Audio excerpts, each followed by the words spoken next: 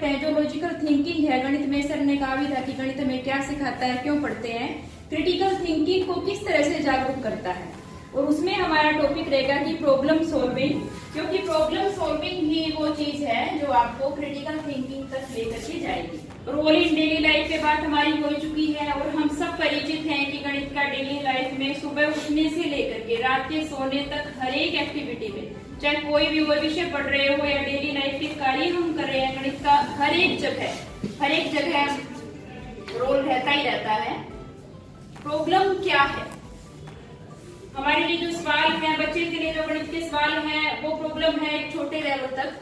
बाकी जो समाज की समस्या है, जैसे जनसंख्या की गणना हो रही है, बाकी सामाजिक की कोई गणनाएं हो रही, किसी भी सब्जेक्ट की जो भी गणना करने का जो पार्ट है, फिजिक्स का है, केमिस्ट्री का है, मैथ्स का है, हिंदी की मात्राएं हैं, हर एक विषय में कहीं पर भी हम देखें जो गणना करने का जो गणना से शब्द बना हुआ है गणित, तो जो गणित है वो सबके लिए हर बेस का कार्य करता है। किसी सब्जेक्ट को कोई भी एनालिसिस करना रहेगा तो गणितीय सोच से, तार्किक सोच से ही वो आपका कार्य पूरा हो पाएगा।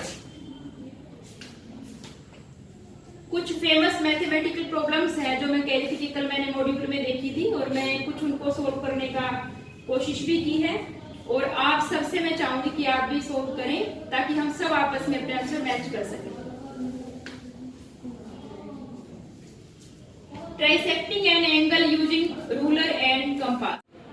अब ये है सर कि गणित में हमारे पास किस किस तरह की समस्याएं आती है, या तो सिंप्लीफाई करने की आएगी, वेरीफाई करने की आ जाएगी, या कुछ फाइंड करना होगा हमें फॉर्म, या हमें कहेंगे कि आप इक्वेशन बनाइए। जैसे डेली लाइफ की कोई सिचुएशन आ गई है, ज्यादातर हमारे पास में एलपी में आ रही है, लीनियर प्रोग्रामिंग में या फिर वेरिएबल वाले में, और उसको सोल्व कीजिए या फिर उसको टू प्रूव कीजिए किसी स्टेटमेंट को। स्टेटमेंट हमें पहले से ही गिवन है और वो सत्य भी है। और रामानुजन भी ऐसी बहुत सारे कथन, ये पिक्चर आप जरूर देखें जब भी आप समय निकाल पाए, YouTube पे फ्री में आप इसको डाउनलोड कर सकते हैं।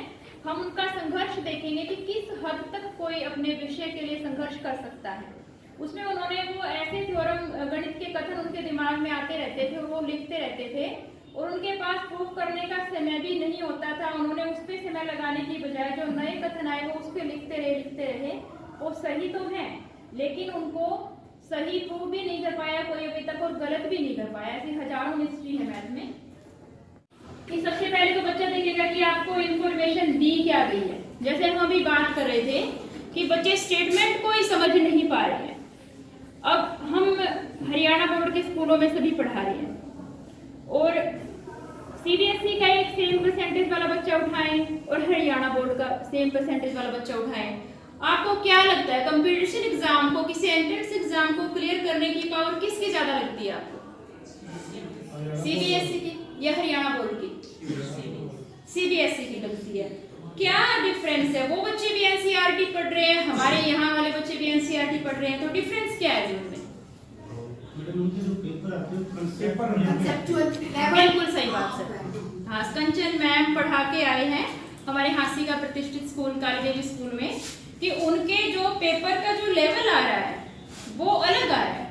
ठीक है, तो पेपर का लेवल बदलना तो देखिए हमारे वश की बात नहीं। सवाल सा क्वेश्चन होता है, बड़ा इजी चैप्टर है वो, और उसमें बना भी हुआ है एनसीईआरटी की बुक में, खुद से उसका जो एल्गोरिथम है वो लिखा हुआ है। तो बच्चा इतना भी रिवाइज कर लेता है केवल एल्गोरिथम को, बाउंडेड के लिए ये करना है, अनबाउंडेड के लिए ये करना है, दो ही बातें हैं वहां पे। तो एक एल्गोरिथम से असलियत में तो उसका पूरा चैप्टर रिवाइज हो जाता है अगर उसको पहले इक्वेशन बनानी आती है तो। इक्वेशन बनानी उसने कब सीख ली थी?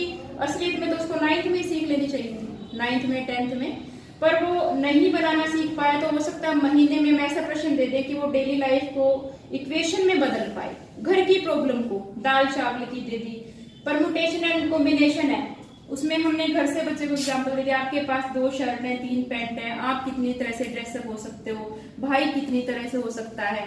तो इस तरह के जो प्रश्न होंगे वो डेली लाइफ से जोड़ करके बस उसको क्रिटिकल थिंकिंग तक हमें थोड़ा सा लेकर के जाना है। जो बच्चे अच्छे हैं उन पे ज्यादा ये काम करेगा, जो बच्चे कमजोर हैं उनका लेवल तो ये जरूर इंक्रीज करेगा।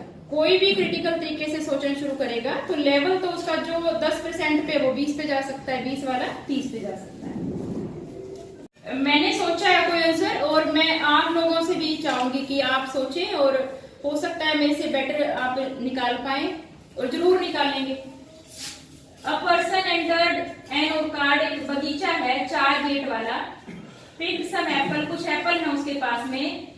On leaving the orchard he gave half of the apples and 1 more.